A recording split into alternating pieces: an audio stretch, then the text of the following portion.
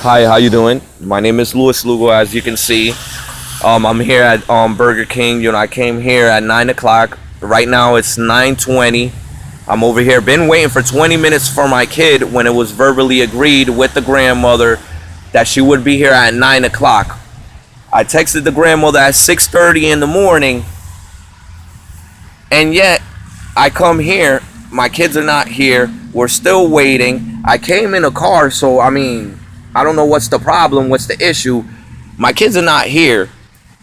This is another thing that's going on. My rights been violated by DCF, by the courts, by the mother, and I never once got a paper saying that, hey, Mr. Lugo, your parental rights were terminated.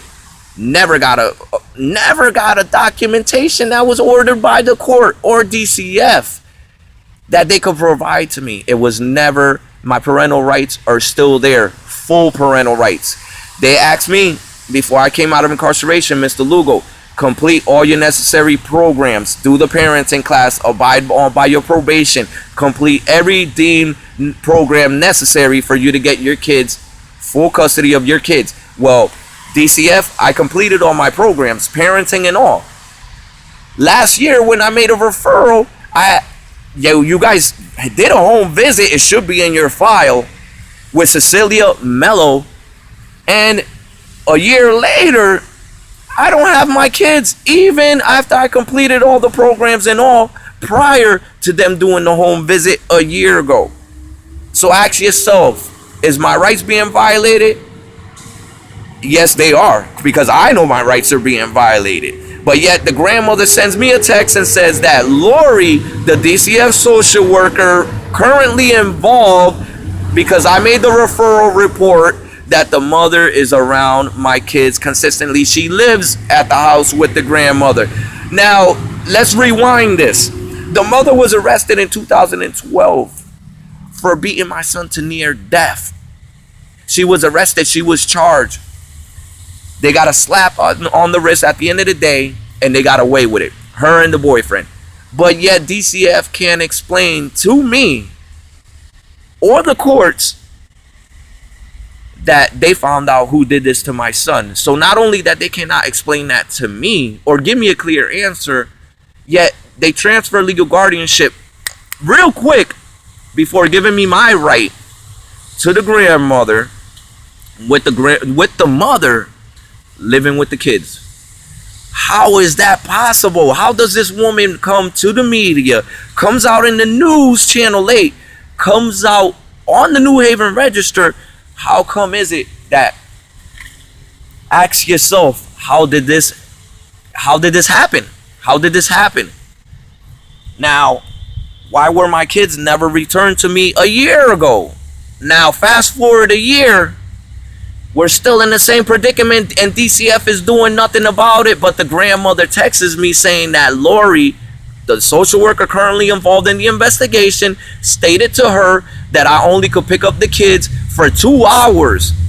For 2 hours to keep on with the visits that the grandmother minimally has been doing. Now ask yourself one thing. Why is this woman even have a job? First of all, why does she even have a job when I have the paperwork and the documentations that says Judge Brown stated to this day there was no order filed on visitation rights by the grandmother or the father. So everything is verbal. All agreements were verbal. So I verbally asked her, could I get my kids from as much as I can for the weekend? She told me, no, I'm the one in charge. The mother's been there since day one. She's been doing everything. She's been taking the kids to school. She's been tucking them in at night every day and every night. How is this happening? How did the system fail me, let alone forget about me? They failed my children. And at the end of the day, you ask yourself, is the father crazy? Or who's the crazy one, the grandmother and the mother in DCF? Because at the end of the day, I have my parental rights and I've completed everything. All the necessary programs deemed necessary. And you ask yourself, I'm an unfit father. What proof do they have? But yeah, I'm standing out in the rain waiting for my kids to be brought to me, and it's almost going on 9:30. So where's the verbal agreement? Why is this happening? What is going on? Where is the father's rights? Where is the rights? Once again, trampled all over me. Once again, this is crazy. Reason why I put this video is for society and people in the public to know that DCF and the courts try to keep this case. Oh my God, they covered up on this case. It's not even public. Shouldn't you know that there's a woman? Shouldn't you know, if you hire a babysitter and you hire this woman, shouldn't you be able to know her background? Shouldn't you be able to know that this woman was arrested for child abuse and placed on probation and all? Shouldn't you guys be aware that this woman's a hazard? But yet DCF made every effort to cover up, but yet they still can't show me in documentation who beat my son. So ask yourself one question, Facebook and the public. Why is this being tolerated? Why is this man going through what he's going through, but yet they label me as the crazy father on a falsified charge and allegations? There's not even no proof, no hospital proof or nothing, just a police report stating the crime that I committed to her. But how is that feasible? How? Facebook, ask yourself in public, ask yourself one question. How could you even believe this woman when she couldn't even say who beat her son?